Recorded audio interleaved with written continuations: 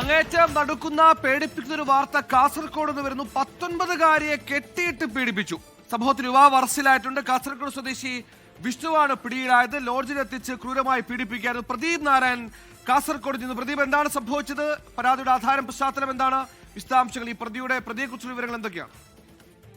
സുഹൈൽ, ഇന്നലെ വൈകുന്നേരത്തോടു കൂടിയാണ് ഈ 19-കാരിയെ കാസർഗോട്ട് ഒരു ലോഡ്ജ് മുറിയിൽ എത്തിച്ച് പീഡിപ്പിക്കപ്പെട്ടു എന്ന വിവരം പുറത്തു വരുന്നത്. അതായത് കുടുംബ പ്രശ്നം തീർക്കാനെന്ന വ്യാജേന യുവാവ് യുവതിയെ കാസർഗോഡ് നഗരത്തിലെത്തിക്കുകയും തുടർന്ന് KSRTC ബസ് സ്റ്റാൻഡിന് സമീപത്തെ ഒരു ലോഡ്ജ് മുറിയിൽ വെച്ച് കെട്ടിയിട്ട് പീഡിപ്പിച്ചു എന്ന വിവരം ആണ് പുറത്തു വരുന്നത്. അതായത് യുവതിയുടെ മൊബൈൽ ഫോൺ ഉൾപ്പെടെയുള്ള സംവിധാനങ്ങളൊക്കെ തന്നെയും കൈക്കലാക്കിക്കൊണ്ടാണ് യുവതിയെ പീഡിപ്പിക്കുന്ന ഒരു സാഹചര്യം ഉണ്ടായത്.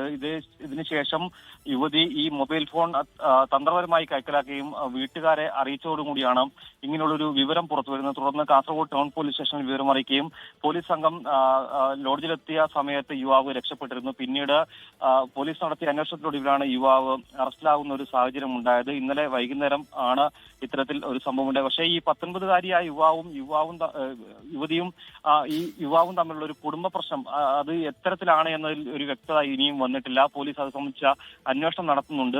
കാസർഗോഡ് നഗരത്തിലേക്ക് ഒരു ഓട്ടോറിക്ഷയിലാണ് ഈ യുവതി എത്തിയത്. അവിടെ വെച്ച് യുവതിയുടെ മൊബൈൽ ഫോൺ ഉൾപ്പെടെ പോലീസ് യുവാവ് കൈക്കലാക്കുന്ന ഒരു സാഹചര്യം ഉണ്ടായിരുന്നു. എന്തായാലും യുവാവ് ഇപ്പോൾ പോലീസ് കസ്റ്റഡിയിലായിരിക്കുന്നു, അറസ്റ്റിലായിരിക്കുന്നു. വിഷ്ണു എന്ന യുവാവാണ് അറസ്റ്റിലായിരിക്കുന്നത്. യുവതി കാസർഗോഡ് നഗരത്തോട് ചേർന്ന് കിടക്കുന്ന ഒരു പഞ്ചായത്തിലെ താമസക്കാരിയാണ്. യുവാവ് നഗരത്തിൽ തന്നെ. എന്തായാലും അങ്ങേയറ്റം നടുക്കുന്നൊരു വാർത്തയാണ്. അങ്ങ് കേരളത്തിൽ, അങ്ങ് കാസർഗോഡാണ് യുവതിയെ ലോഡ്ജിൽ ഓരോ കാരണങ്ങൾ പറഞ്ഞു പറ്റിച്ച് അവിടെ എത്തിച്ച ശേഷം കെട്ടിയിട്ട് ക്രൂരമായി പീഡിപ്പിച്ച് സംഭവം പുറത്തറിയാതിരിക്കാൻ മൊബൈൽ ഫോൺ അടക്കം പിടിച്ചു വെച്ചത്. സംഭവത്തിൽ യുവാവ് പിടിയിലായിട്ടുണ്ട്. കേസിന്റെ കൂടുതൽ വിശദാംശങ്ങൾ ഇനി പുറത്തു വരാനിരിക്കുന്നേയുള്ളൂ. മറ്റൊരു